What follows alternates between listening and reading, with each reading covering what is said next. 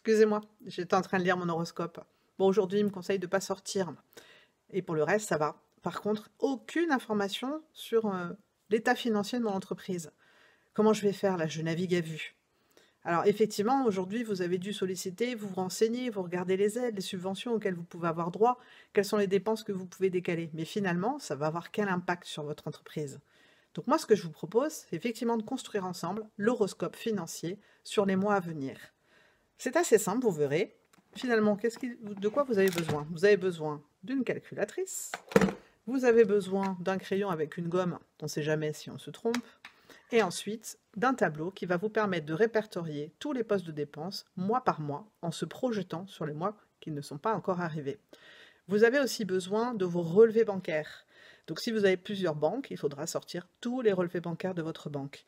Pour cela, soit vous avez reçu la version papier, soit il vous suffit simplement d'aller sur votre application ou sur le site internet et d'aller chercher les relevés bancaires en numérique.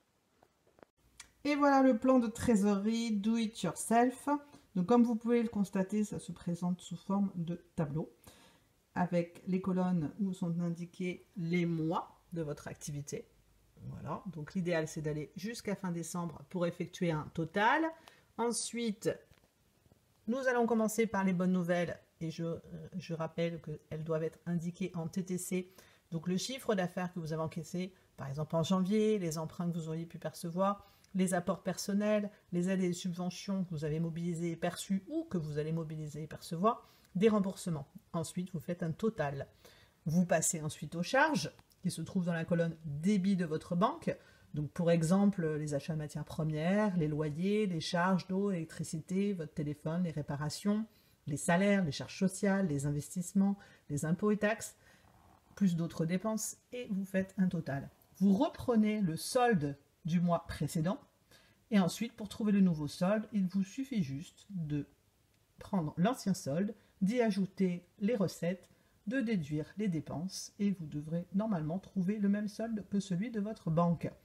Vous faites à l'identique pour février et mars, et ensuite l'intérêt, c'est de réaliser enfin cet horoscope et de faire une prévision sur les mois à venir. Alors c'est pas toujours évident de le faire sur le chiffre d'affaires, mais peut-être que vous avez des devis en attente, des factures qui restent à régler, des aides et des subventions que vous allez mobiliser, un emprunt auprès de votre banque. Donc indiquez pour vous la période où ce financement devrait intervenir sur votre compte. Et vous en faites à l'identique pour vos postes de dépenses. Donc si vous avez en plus sollicité des décalages, cela vous permettra de mettre des zéros en face des dépenses à venir. Comme cela, vous aurez une meilleure visibilité de votre trésorerie à la fin de chaque mois.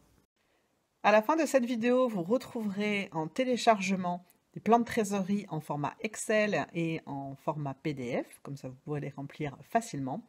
Et n'oubliez pas, pour optimiser votre plan de trésorerie et faire un horoscope ensoleillé, vous bénéficiez aujourd'hui de nombreux dispositifs comme la possibilité d'échelonner vos dépenses sociales, de reporter vos loyers, de reporter vos emprunts, plein de dispositifs différents, notamment d'aller solliciter auprès de votre banque ou de la BPI des prêts de trésorerie. Donc on vous met aussi tous les liens et n'hésitez pas à contacter les chambres de métiers pour avoir plus de détails en direct. Je vous dis à très bientôt. Et restez chez vous.